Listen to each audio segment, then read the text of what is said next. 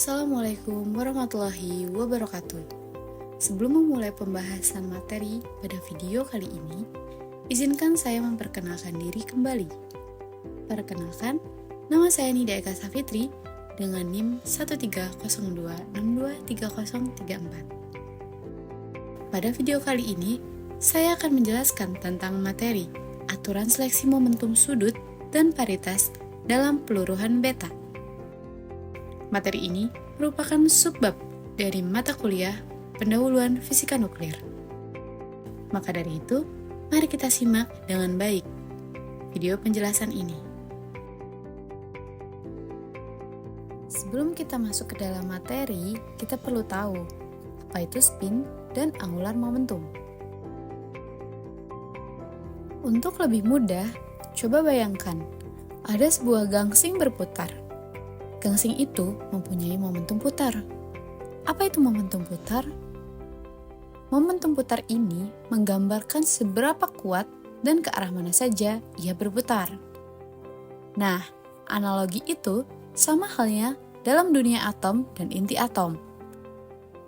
Dalam dunia atom dan inti atom, partikel-partikel seperti elektron, proton, neutron juga berputar. Namun, putarannya itu bersifat kuantum. Bagaimana maksudnya bersifat kuantum? Jadi gini, artinya nilai tidak sembarangan, hanya boleh tertentu saja. Coba perhatikan video berikut. Setiap keadaan inti atom mempunyai bilangan kuantum spin atau disebut juga angular momentum total. Bilangan kuantum spin ini biasanya dilambangkan dengan huruf I. Nilainya bisa bermacam-macam, mulai dari 0, setengah, 1, 3/2, 2, dan seterusnya. Selanjutnya, kita perlu memahami juga apa itu paritas.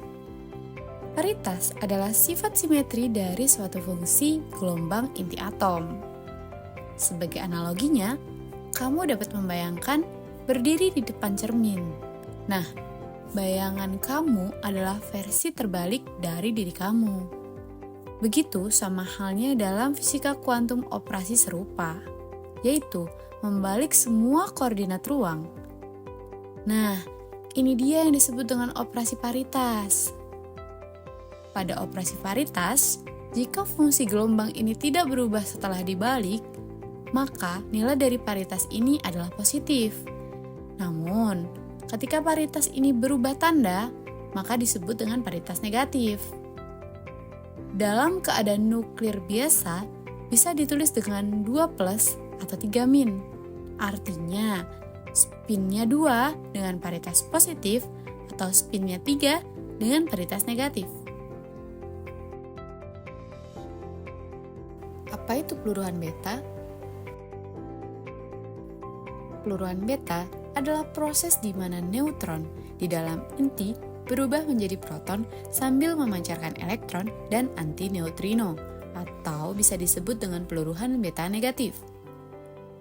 Peluruhan beta juga bisa terjadi di mana neutron di dalam inti berubah menjadi elektron sambil memancarkan positron dan neutrino, yang biasa disebut dengan peluruhan beta positif.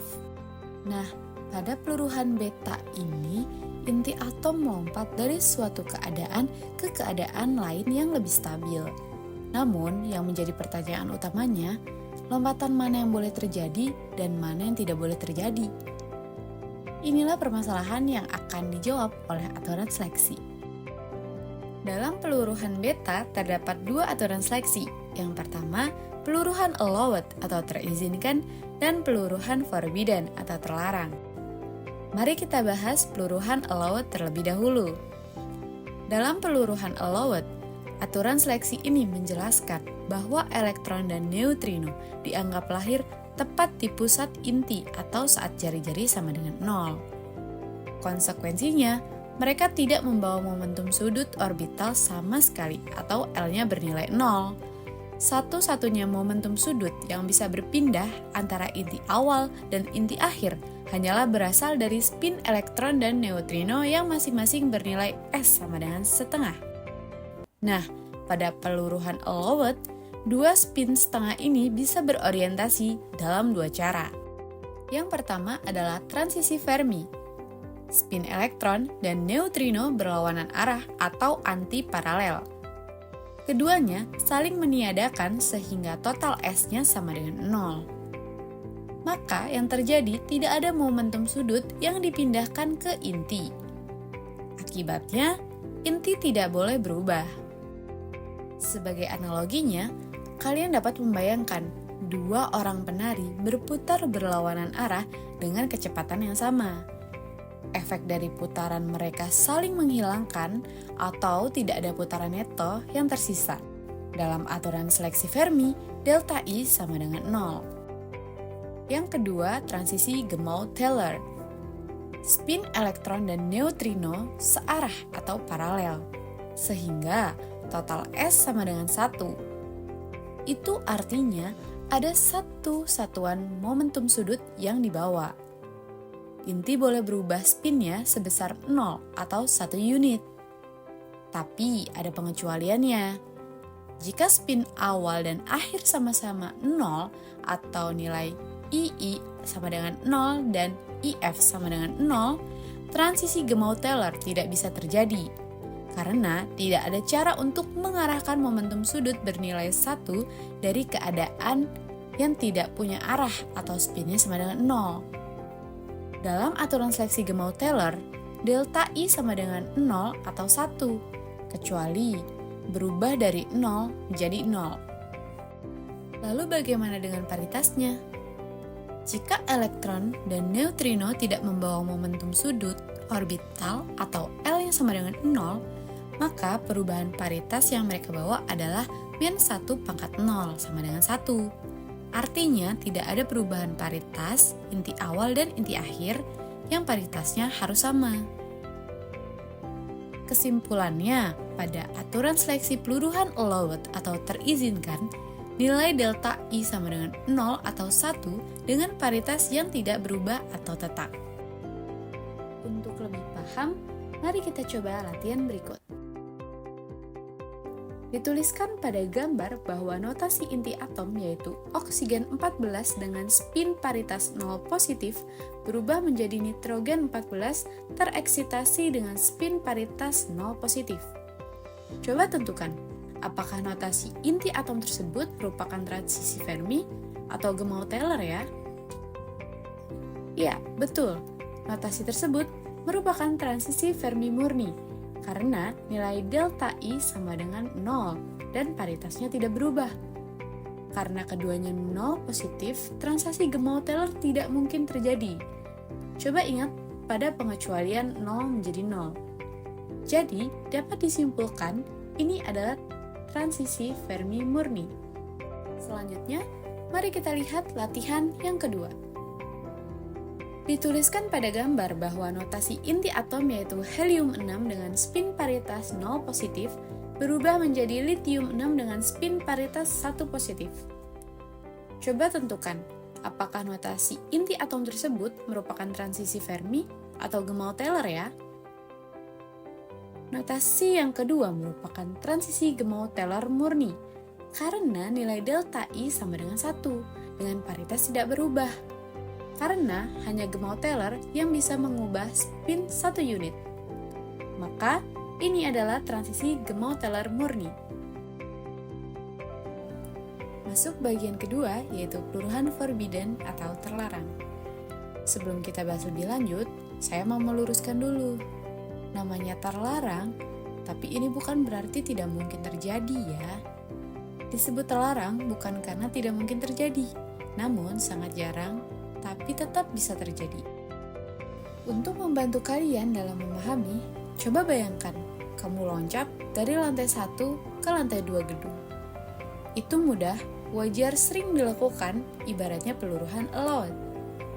Sekarang, mau loncat dari lantai 1 langsung ke lantai 5 tanpa tangga, apakah bisa? Secara teori bisa, tapi butuh tenaga ekstra yang luar biasa dan sangat jarang ada orang yang bisa. Selain itu, butuh waktu persiapan yang sangat panjang, ibaratnya peluruhan forbidden. Nah, kata larangan itu bukan dari polisi gedung, tapi dari keterbatasan fisik diri sendiri. Kata terlarang sebenarnya berasal dari pendekatan paling sederhana dalam fisika nuklir yang disebut pendekatan zeroth order atau yang dikenal sebagai pendekatan allowed. Dalam pendekatan itu, kita anggap elektron dan neutrino lahir tepat di pusat inti sehingga tidak ada momentum sudut orbital sama sekali. Dalam kerangka sederhana itu, beberapa transisi memang tidak mungkin, makanya disebut terlarang. Tapi ketika kita pakai perhitungan yang lebih lengkap, ternyata transisi itu bisa terjadi, hanya peluangnya sangat kecil. Lalu, kapan forbidden jadi satu-satunya jalan? Hal itu terjadi di saat situasi peluruhan forbidden bukan sekedar alternatif tapi satu-satunya jalan keluar bagi inti. Ini terjadi ketika paritas inti awal dan akhir berbeda. Peluruhan allowed tidak bisa menangani perubahan paritas karena selalu menghasilkan delta P yang tidak berubah. Jadi, inti itu terjebak. Satu-satunya cara dia bisa meluruh adalah lewat jalur forbidden. Makanya dia menunggu dan menunggu sampai akhirnya berhasil meluruh. Itulah kenapa waktu paruhnya bisa sangat panjang. Masuk ke penjelasan kuantitatif. Kenapa probabilitasnya kecil? Mari kita lihat matematikanya. Fungsi gelombang elektron bisa ditulis sebagai deret Taylor. Dinyatakan bahwa 1 plus IPR per habar ditambah setengah IPR per habar pangkat 2 ditambah 1/6 IPR per habar pangkat 3 sampai tak hingga. Dari data tersebut, suku pertama nilai 1 menghasilkan peluruhan allowed, suku kedua menghasilkan first forbidden, dan suku ketiga menghasilkan second forbidden, dan seterusnya. Nah, untuk peluruhan berenergi 1 MeV, nilai rata-rata PR per habar di dalam inti hanya sekitar 0,01. Ya, sangat kecil. Artinya, suku kedua bernilai sekitar 0,01 jauh lebih kecil dari suku pertama yang bernilai 1. Sehingga, suku ketiga dan seterusnya makin kecil lagi. Nah, konsekuensinya langsung terasa pada waktu paruhnya. Peluruhan allowed bisa terjadi dalam hitungan detik, menit, maupun jam. First forbidden mulai melambat, bisa sampai tahunan. Third forbidden, contohnya pada kalium 40, meluruh ke kalsium 40, transisinya dari spin paritas 4 negatif ke 0 positif. Waktu paruhnya 1,25 miliar tahun. Bahkan, yang terjadi pada rubidium 87, waktu paruhnya 48 miliar tahun. 3 kali lebih tua dari usia alam semesta. Setiap naik satu tingkat, probabilitas turun sekitar 10.000 kali. Itulah mengapa forbidden bukan mustahil, hanya sangat-sangat sabar. Bagian terakhir, saya akan menjelaskan secara singkat beberapa jenis peluruhan forbidden. Yang pertama adalah first forbidden dengan L sama dengan 1. Ini terjadi paling sering di antara jenis-jenis forbidden. Elektron dan neutrino dipancarkan satu satuan momentum sudut orbital. Karena L sama dengan 1 dan min 1 pangkat L sama dengan min 1, maka paritas harus berubah. Dengan L sama dengan 1, ada dua kemungkinan spin total. Yang pertama Fermi dengan S sama dengan 0 plus I sama dengan 1, dengan total momentum sudut yang dibawa sama dengan 1, dengan delta I sama dengan 0 atau 1 tapi bukan 0 menjadi 0. Yang kedua, Gemau Taylor dengan S sama dengan 1 ditambah I sama dengan 1, dengan momentum sudut total bisa 0, 1, 2. Dan dengan delta I-nya sama dengan 0, 1, ataupun 2.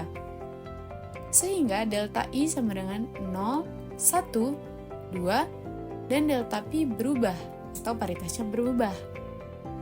Dalam buku Kren juga mencatat bahwa first forbidden ada 6 elemen matriks yang berbeda jauh lebih rumit dibandingkan allowed, sehingga analisis laju peluruhan dan distribusi angular menjadi lebih kompleks. Yang kedua ada second forbidden dengan L sama dengan 2. Diperlukan detail lebih dari sama dengan 2, tapi paritas tidak berubah. Kondisi yang tidak bisa dipenuhi allowed, yaitu I sama dengan 0, maksimal delta I sama dengan 1, maupun first forbidden dengan I sama dengan 1, dan paritasnya berubah. Dengan L sama dengan 2, nilai dari min 1 pangkat 2 sama dengan plus 1, dengan paritas tidak berubah. Prinsipnya, L sama dengan 2 bisa mengubah spin hingga delta I sama dengan 3. Namun, kasus delta I sama dengan 0 dan 1 sudah dicakup oleh allowed. Sehingga, yang khas untuk second forbidden adalah delta I sama dengan 2 maupun 3 dengan paritas yang tidak berubah. Yang ketiga, third forbidden dengan L sama dengan 3. Dengan min 1 pangkat 3 sama dengan min 1, maka paritasnya berubah. Aturan seleksi khas yang tidak tertutup oleh first forbidden yaitu delta I sama dengan 3 maupun 4 dengan paritas berubah. Yang terakhir, fourth forbidden dengan L sama dengan 4. Dengan min 1 pangkat 4 sama dengan plus 1, maka paritas tidak berubah. Dan nilai delta I sama dengan 4 maupun 5 dengan paritas yang tidak berubah. Jadi, sebagai kesimpulannya, semakin tinggi orde, maka semakin lambat juga waktu untuk meluruh. Dan dapat disimpulkan lagi untuk mengingat pola dengan lebih mudah jika L genap menghasilkan paritas yang tidak berubah dan jika L-nya ganjil menghasilkan paritas yang berubah. Untuk menambah pemahaman, coba kalian tentukan notasi berikut merupakan peluruhan forbidden yang mana ya? Coba kalian ingat-ingat kembali tabel rangkuman tentang jenis forbidden, delta I, dan paritasnya. Notasi yang pertama, natrium 22 dengan spin paritas 3 positif meluruh menjadi neon 22 dengan spin paritas 0 positif. Dengan delta I sama dengan 3 dikurang 0 yaitu 3 dan paritasnya tetap dari positif menjadi positif, sehingga notasi tersebut merupakan second forbidden. Notasi kedua, yaitu strontium 89 dengan spin paritas 5/2 positif meluruh menjadi yttrium 89 dengan spin paritas 1/2 negatif. Dengan delta I sama dengan 5/2 dikurang 1/2 yaitu 2 dan varietasnya berubah dari positif menjadi negatif sehingga notasi tersebut merupakan first forbidden. Sekian materi tentang aturan seleksi momentum sudut dan paritas dalam peluruhan beta. Semoga bermanfaat. Jika ada salah dan kurangnya mohon dimaafkan. Wassalamualaikum warahmatullahi wabarakatuh.